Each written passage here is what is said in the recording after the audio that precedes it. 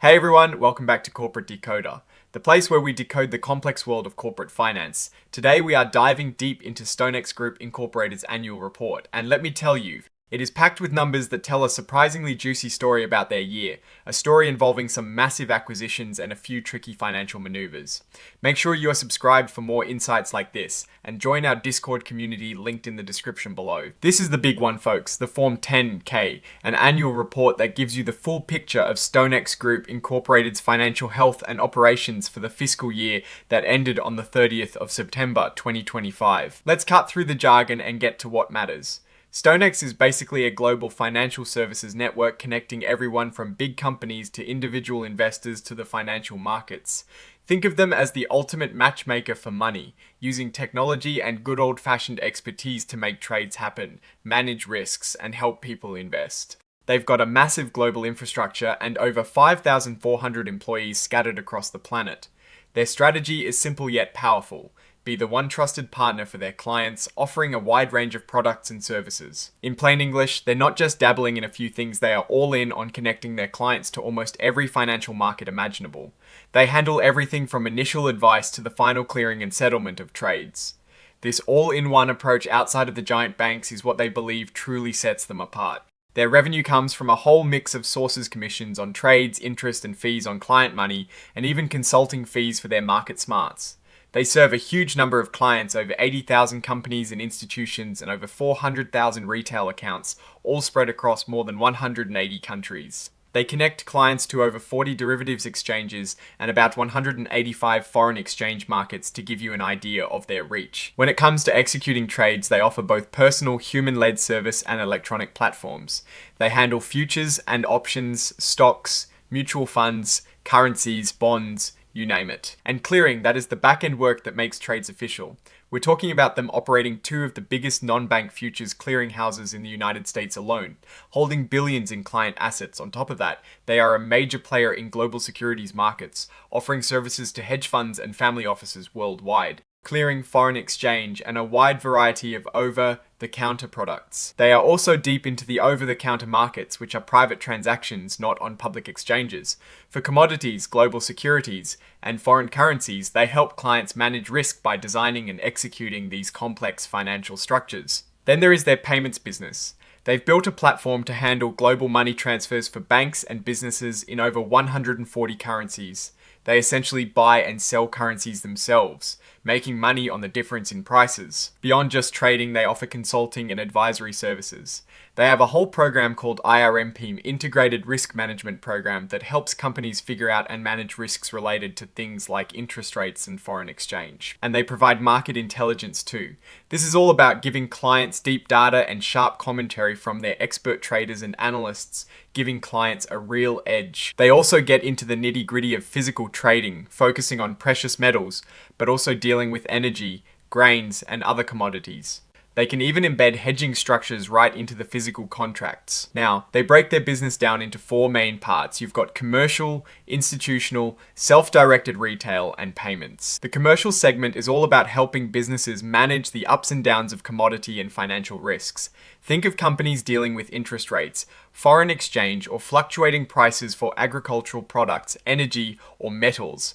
StoneX offers them risk management and execution for both exchange, traded and over-the-counter products. The institutional segment is where they serve bigger players like funds and broker-dealers, offering them trading services across equities, fixed income, derivatives, and foreign exchange. They are a major market maker in foreign securities, dealing with thousands of them daily. Then there is the self-directed retail segment, which is for individuals around the world who want direct access to global financial markets. This includes spot foreign exchange, CFDs, and precious metals trading. They also have an independent wealth management arm for retail investors in the US and Latin America. And finally, the payments segment provides customized payment technology and treasury services to banks, businesses, charities, and governments handling transactions in over 180 countries. They have been active with acquisitions. Just recently in November 2025, they snapped up a Paris-based brokerage firm specializing in agricultural commodities called Planchero et Associates, Scroll Intercam Securities Inc., and Intercam Advisors Inc. Replaced in October 2025, they acquired two US-based firms, Intercam Securities and Intercam Advisors, which serve Latin American clients.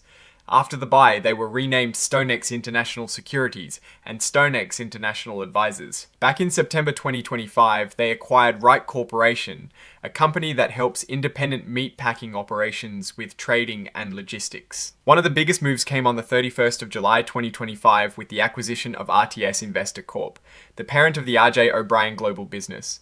This is a huge deal, making StoneX the largest non-bank futures commission merchant in the US. In connection with this, they issued a whopping $625 million in notes due in 2032. Also, on the 31st of July 2025, they acquired the Benchmark Company, LLC, an investment banking firm, strengthening their capital markets offerings. In March of 2025, they picked up a 20% stake in Bamboo Payment Holding LLC, a cross-border payments company, as part of a strategic partnership. And in January 2025, they acquired Octo Finances SA, a fixed income broker based in Paris, expanding their European fixed income capabilities. Now, all this growth and activity means they are swimming in a sea of regulation.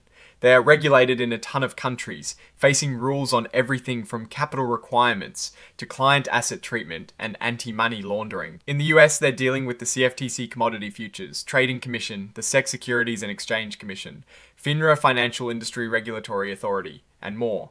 The Dodd-Frank Act also has a major impact on their swaps business. Crucially, many of their subsidiaries have strict net capital requirements, meaning they have to keep a certain amount of liquid assets on hand. And guess what? They say they are in compliance with all of them. They hold a massive amount of client assets segregated for regulatory reasons, meaning they have to keep client money separate from their own. This is a big deal for trust and stability in the financial world. Let's talk stock. Their common stock trades on the Nasdaq under the ticker StoneX. As of March 2025, the market value of their stock held by the public was around $2.8 billion.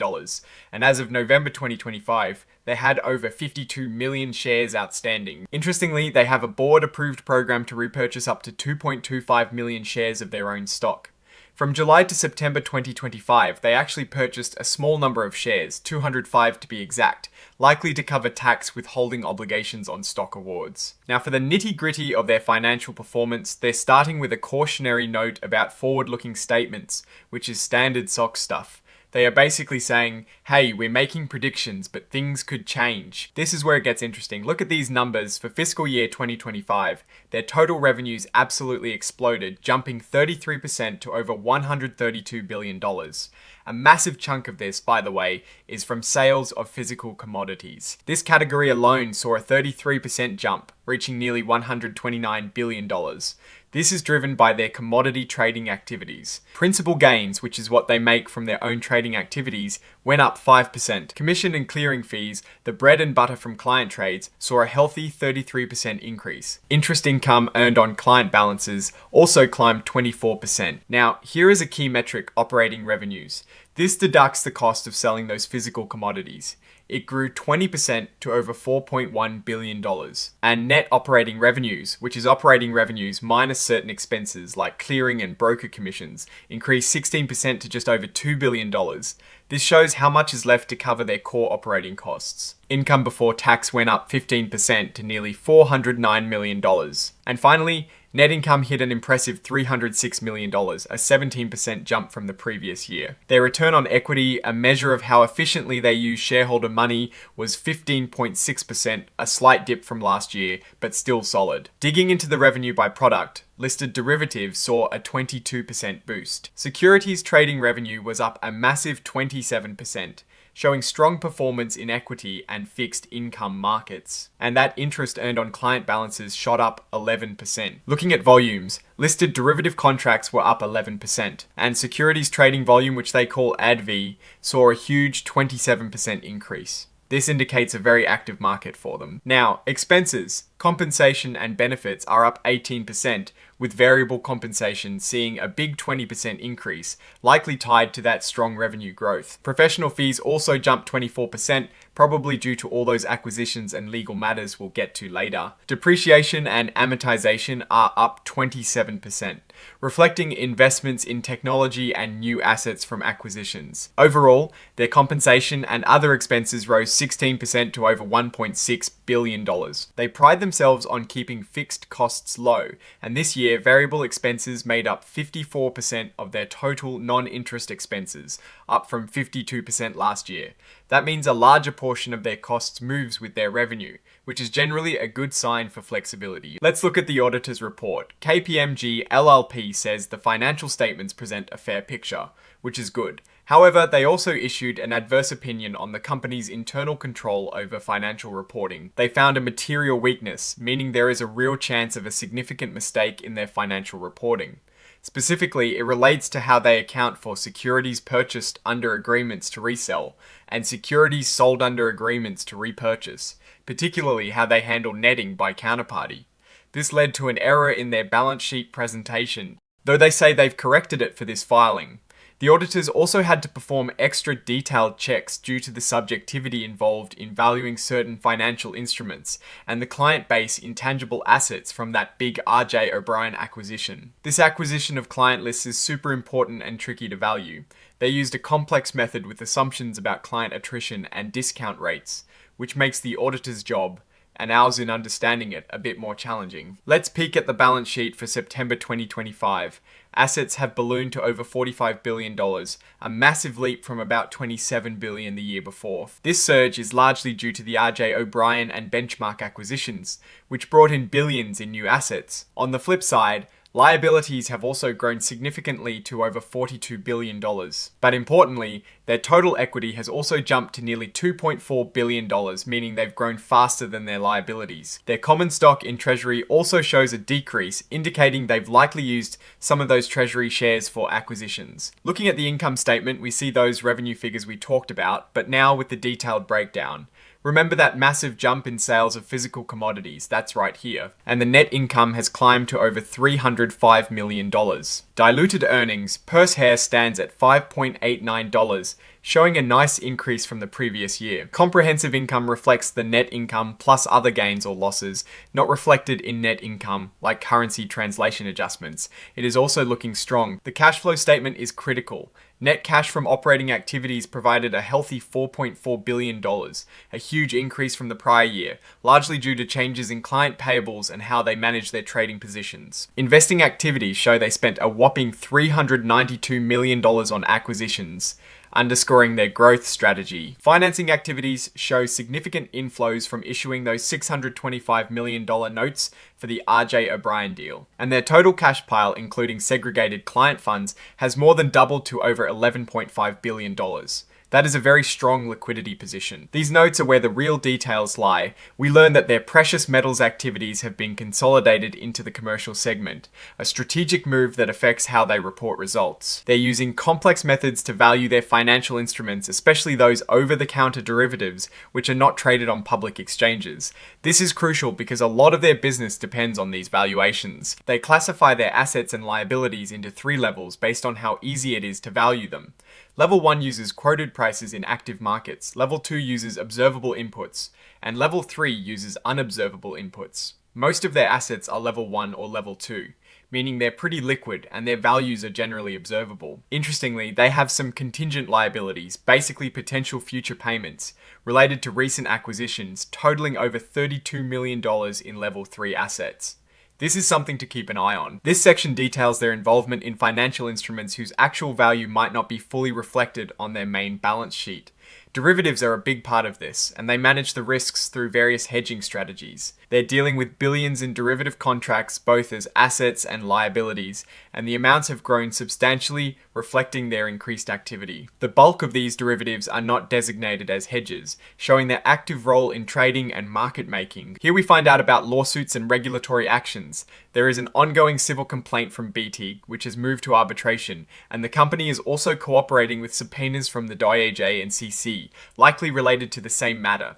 The ultimate outcomes are still uncertain. This table shows their future payment obligations. A massive portion is in purchase obligations, which are contractual commitments likely for physical commodities they need to buy.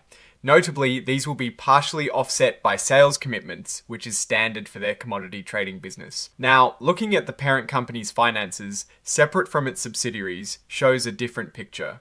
Notice the massive investment in subsidiaries figure, reflecting how much the parent company has invested in its various operating arms. Their operating activities are boosted by these equity earnings from subsidiaries, showing profit flowing up to the parent. Interestingly, the parent company reports an income tax benefit this year, likely due to various tax strategies and foreign tax credits. On the operations side for the parent company, management fees from affiliates is a significant revenue stream, suggesting the parent provides services to its subsidiaries.